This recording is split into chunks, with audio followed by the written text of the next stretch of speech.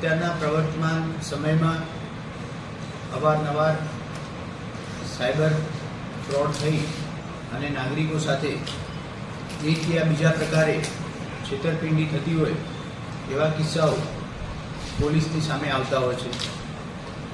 મોટાભાગના કિસ્સાઓમાં કોઈ લિંક ઉપર એપ્લાય કરવાથી, કોઈના કોઈ કારણસર મોબાઈલ ઉપર આવેલ પિન નંબર સામેથી કોલ કરનાર વ્યક્તિ સાથે શેર કરવાથી અથવા અન્ય લોભાવણી સ્કીમમાં પોતાને કંઈક લાભ થશે આવી ગેરસમજના લીધે થઈ અને આ પ્રકારના સાયબર ફ્રોડમાં નાણાકીય છેતરપિંડી થતી હોય છે.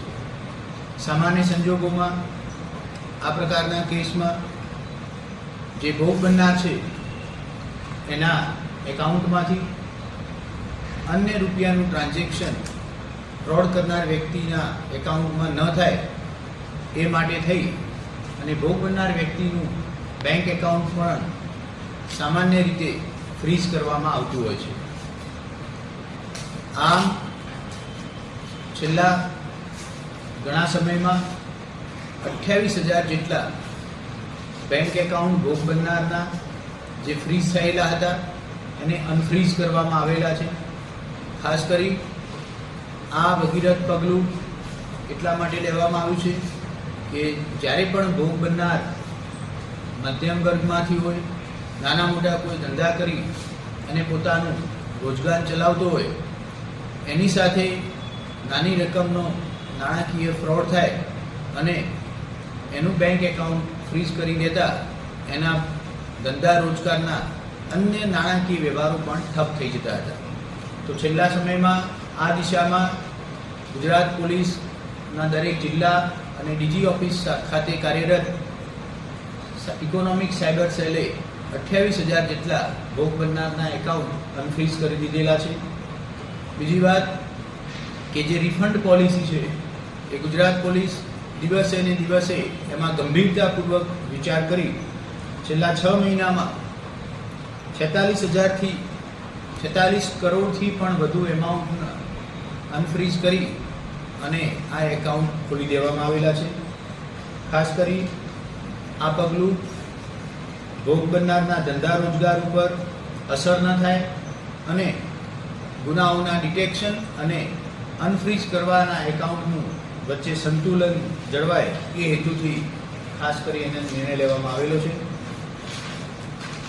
વધુમાં ગુજરાત પોલીસ દ્વારા એ પણ એક વાત શેર કરવામાં આવે છે કે આપના કોઈ પણ એકાઉન્ટ જો ફ્રીઝ થઈ ગયેલા હોય તો અનફ્રીઝ એકાઉન્ટ હોલ્ડર પોતાના નિર્દોષતાને લગતા અથવા પોતાની સાથે ખરેખર છેતરપિંડી થઈ છે અને બીજા કોઈ પણ પ્રકારનો એનો રોલ નથી એ મુજબના જરૂરી પુરાવાઓ પોલીસ સામે રજૂ કરતા પોઝિટિવલી મોટાભાગે આ પ્રકારના એકાઉન્ટ અનફ્રીઝ કરી દેવા માટેની પોલિસી ડિસાઇડ કરવામાં આવેલી છે.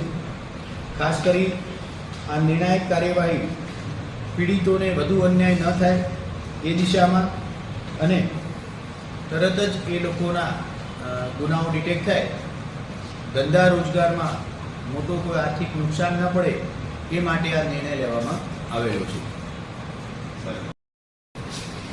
ભાવનગર જિલ્લા ખાતે જ્યારે પણ સાયબર ફ્રોડ અંતર્ગત છેતરપિંડીની અરજી કે અરજદાર રૂબરૂ આવે ત્યારે ગંભીરતાપૂર્વક અને તાત્કાલિક આ બાબતે તપાસ હાથ ધરવામાં આવે છે. 1 જાન્યુઆરી 2023થી લઈ 31 જુલાઈ 2024 સુધીના 1.5 વર્ષના સમયગાળામાં 7,000થી પણ વધુ ભાવનગર જિલ્લા પોલીસ પાસે નાણાકીય છેતરપિંડી સાયબર ફ્રોડ મારફતે થઈ હોય એવી અરજીઓ આવેલી હતી, જે અંતર્ગત ભાવનગર જિલ્લા પોલીસ મારફતે 6,000થી પણ વધુ અરજીઓમાં તપાસ કરતા કુલ 1,83,70,000 જેટલા એમાઉન્ટ અનફ્રીઝ કરી અને ભોગ બનનારના ખાતામાં રિફંડ કરી દેવામાં આવેલા છે. જે પણ નાગરિકો સાયબર ફ્રોડનો ભોગ બને છે. નાના મોટી એમાઉન્ટ એમની બેંકમાં ફ્રીઝ થઈ જતી હોય છે.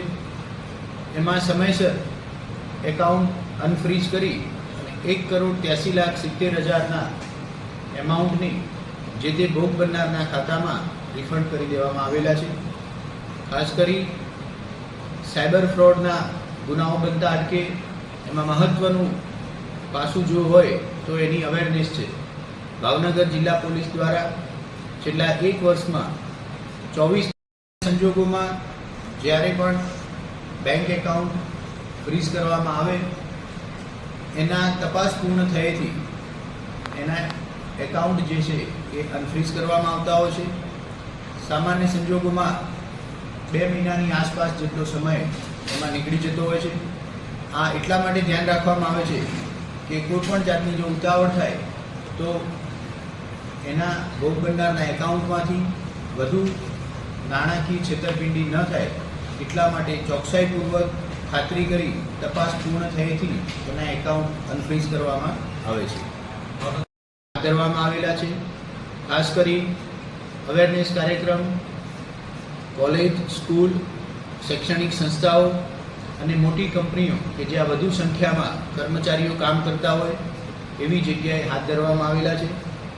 8,500 જેટલા કુલ નાગરિકોને સાયબર અવેરનેસની તાલીમ આપવામાં આવેલી રહી છે. ભાવનગર જિલ્લા પોલીસ ડે બાય ડે નાણાકીય છેતરપિંડી જે સાયબર ફ્રોડ મારફતે થાય છે એમાં ગંભીરતાપૂર્વક તપાસ કરી ઓછામાં ઓછા